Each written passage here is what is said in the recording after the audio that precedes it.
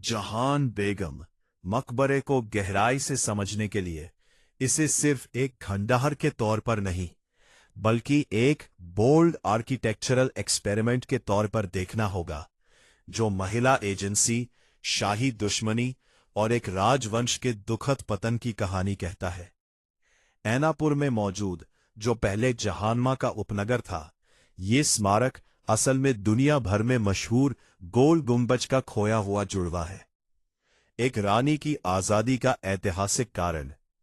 पारंपरिक रूप से आदिल शाही सुल्तानों की पत्नियों को उनके पतियों के साथ उसी मकबरे में दफनाया जाता था, जैसा कि गोल गुंबज के अंदर देखा जा सकता है, जहां मोहम्मद आदिल शाह की 2 पत्नियों को दफनाया गया है। हालांकि जहान बेगम अलग थीं, सुल्तान मोहम्मद आदिल शाह की मुख्य पत्नी होने के नाते उन्होंने शहर के सेंटर से 5 किलोमीटर दूर अपना अलग स्मारक बनवाने का फैसला किया।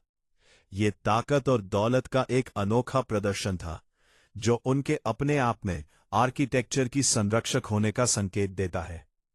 2 आर्किटेक्चरल एनालिसिस मिनी गोल गुंबज। अगर ये मकबरा पूरा हो जाता तो ये भारत के सबसे बड़े मकबरों में से एक होता। इसका डिजाइन लगभग हर टेक्निकल पहलू में गोल गुंबज जैसा ही है, जो इसके आर्किटेक्चरल प्रोटोटाइप के तौर पर काम करता है। फाउंडेशन ये लगभग 200 गज स्क्वायर के एक बड़े ऊंचे टेरेस पर बना है।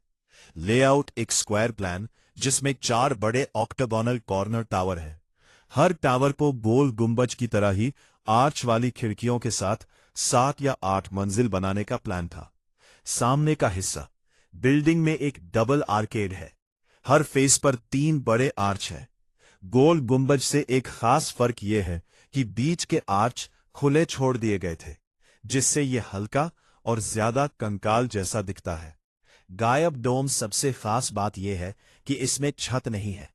अंदर की दीवारें साफ तौर पर एक बड़े डोम को सपोर्ट करने के लिए बनाई गई थी, जो शायद गोल गुंबज के 24 मीटर चौड़े डोम जितना बड़ा होना चाहिए था। 3 सेनोटाफ और क्रिप्ट। कई खंडहरों के उलट, जहां कब्रें साधारण है, वहां बेगम मकबरे में हाई क्वालिटी आर्टिस्ट्री है। ब्लैक ग्रेनाइट बीच के प्लेटफॉर्म पर high quality black basalt granite से बनी सेनोटाफ है, जिन्हें शीशे जैसी फिनिश के लिए पॉलिश किया गया है। छिपी हुई कब्र जो सेनोटाफ आप देख रहे हैं, वे सिंबॉलिक हैं। रानी और उनके करीबी रिश्तेदारों के असली अवशेष एक वॉल्टेड में है। प्लेटफॉर्म के नीचे तहखाना। इस तहखाने में स्ट्रक्चर के उत्तरी तरफ एक छोटे से एंट्रेंस से जाया जा सकता है। 4 अधूरापन का रहस्य। इतना बड़ा प्रोजेक्ट क्यों छोड़ दिया गया? इसके 3 आम थ्योरी हैं।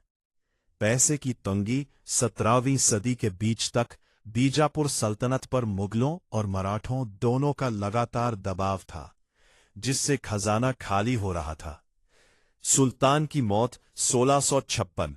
जब मोहम्मद आदिल शाह की मौत हुई तो फोकस उनके अपने मकबरे गोल गुंबज को पूरा करने पर चला गया।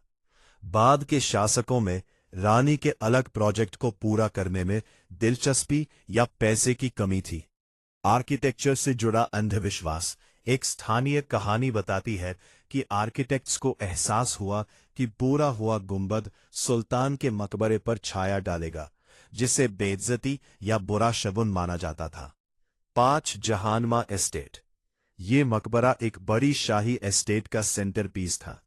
अगर आप आज भी यहां आते हैं तो आपको यहां मिल सकता है गार्डन पैलेस। पास में ही एक खंडहर, एक मंजिला महल है, जिसमें मेहराबदार खिड़कियां और जाली पत्थर की जाली का काम है। ये आदिल शाही रेजिडेंशियल आर्किटेक्चर का एक दुर्लभ बचा हुआ उदाहरण है, जो दिखाता है कि शाही लोग असल में कैसे रहते थे। मस्जिद। स्थानीय गांव ऐनापुर के कंपाउंड में अभी भी एक छोटी सी ताम करने वाली मस्जिद मौजूद है। ब्रा क्विक टेक्निकल स्पेसिफिकेशंस। PPINs 17वीं सदी के बीच लगभग 1650-1660 AD।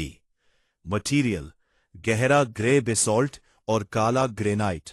Style Indo Islamic Deccani. Bijapur railway station से दूरी 5.7 किलोमीटर।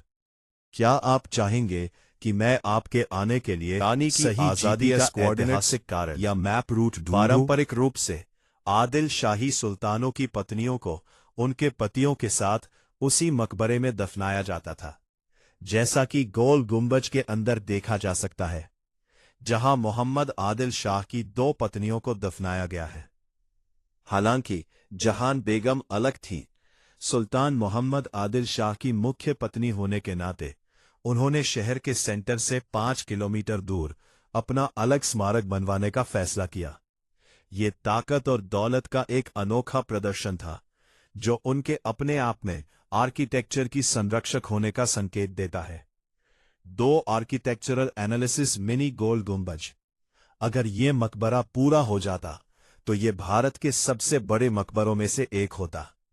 इसका डिजाइन लगभग हर टेक्निकल पहलू में गोल गुंबज जैसा ही है, जो इसके आर्किटेक्चरल प्रोटोटाइप के तौर पर काम करता है। फाउंडेशन ये लगभग 200 गज स्क्वायर के एक बड़े ऊंचे टेरेस पर बना है। लेआउट एक स्क्वायर प्लान जिसमें 4 बड़े ऑक्टागोनल कॉर्नर टावर है। हर टावर को गोल गुंबज की तरह ही आर्च वाली खिड़कियों के साथ 7 या 8 मंजिल बनाने का प्लान था। सामने का हिस्सा बिल्डिंग में एक डबल आर्केड है। हर फेस पर 3 बड़े आर्च हैं। गोल गुंबज से एक खास फर्क यह है कि बीच के आर्च खुले छोड़ दिए गए थे, जिससे यह हल्का और ज्यादा कंकाल जैसा दिखता है। गायब डोम सबसे खास बात यह है कि इसमें छत नहीं है। अंदर की दीवारें साफ तौर पर एक बड़े डोम को सपोर्ट करने के लिए बनाई गई थी, जो शायद गोल गुंबज